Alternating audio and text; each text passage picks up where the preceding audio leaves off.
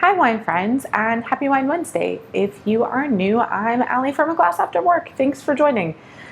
Today I am going to share the 2018 Bonny Doon Vin Gris de Cigare. If you caught my video last week, I actually tasted the Bonny Doon Bull Moose de Cigare, which is a fizzy pink wine that uses the Vin Gris de Cigare as its base. And I thought, what better thing to do but follow up with actually tasting the base wine. Plus, I love Bonny Doon. I happen to love the Vin Gris de Cigare, and it was on sale this week in Whole Foods. So instead of being the normal $18, $19 that it is, we were able to get several bottles for $13. And at $13, it's just absolutely a perfect summer wine. So with that, let's take a look at the Vin Gris de Cigare. So look at that fun label, right? So it's called Pink Wine of the Earth. What already has me loving this wine is the fact that it has a screw top. If you watch the channel often, you know I'm a big screw top fan. And check out the fun little guy on this screw top. Right? Can't get better than an alien on the screw top. So the thing about Bonny Doon is that they really try to focus on the earth and on making sure that their winemaking practices and their vineyard practices are of the earth. So, right, pink wine of the earth. They are a biodynamic winery, which means that they are focusing not just on being sure that they're using sustainable practices, but they're also using other kind of what they call holistic approaches to agriculture. They pay attention to the astronomical calendar, so they're definitely looking at where the moon is and phases of the moon when they're doing various things in the vineyards.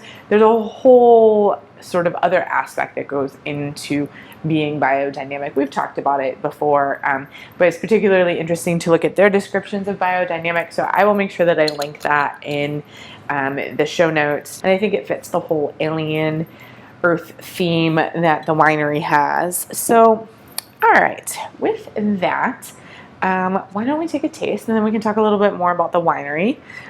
You can see the wine is super, super clear, super pale.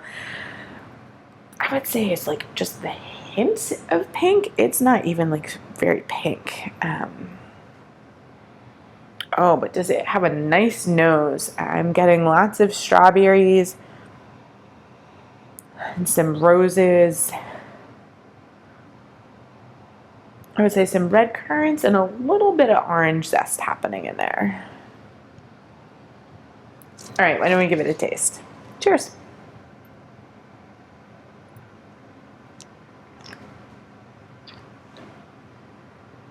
Oh, it's beautiful. All right, so definitely getting a bunch of that orange rind happening mixed with some juicy kind of super ripe strawberries, some red currants, which give it a little bit of tartness. I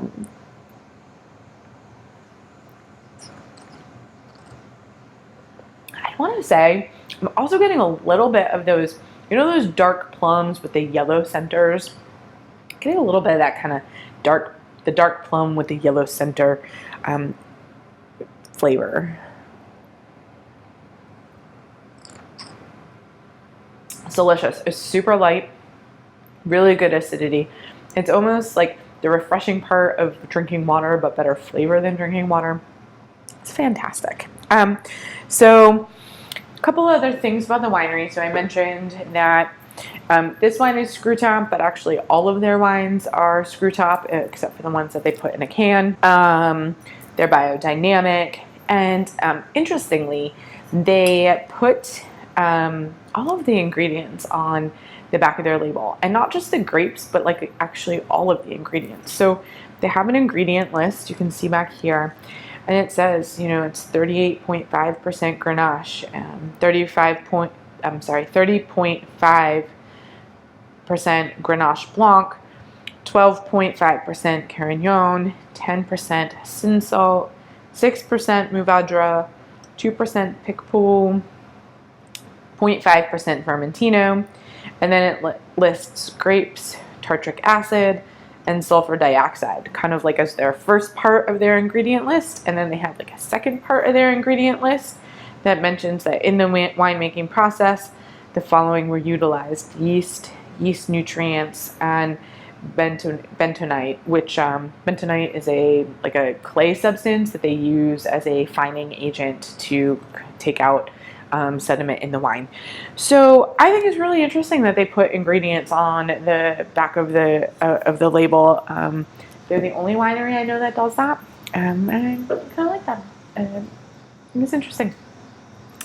The other thing that I was reading is that this is a wine that probably could stand up to a couple years of aging. I guarantee you that it is not going to last that long in this house. We have a couple bottles of it. We're going to drink all of them. But if you have space, or if you're so inclined, it may be one of those wines that is worth cellaring for a little bit. So I would love to know, since we've spent a little bit of time talking about screw tops today, what are your thoughts about wines with screw tops? Do you tend to gravitate towards them? Do you gravitate away from them? Does it not really matter, and you just kind of grab the wine if you want it and not really pay attention to the closure? I'd also love to know if you are somebody who gravitates towards screw top wines and you've had some good ones recently. Could you send them my way? Let me know in the comments below. With that, if you enjoyed this video, please don't forget to give it a thumbs up. I really appreciate those. If you aren't already a subscriber, you can do that by clicking on the icon right here or on the subscribe button down below. But don't forget, also click on the little bell because it'll notify you when I upload a new video, which is going to be every Wine Wednesday. And if you are looking for a recommendation, you can find one right there. Thanks for joining, and happy Wine Wednesday. Cheers!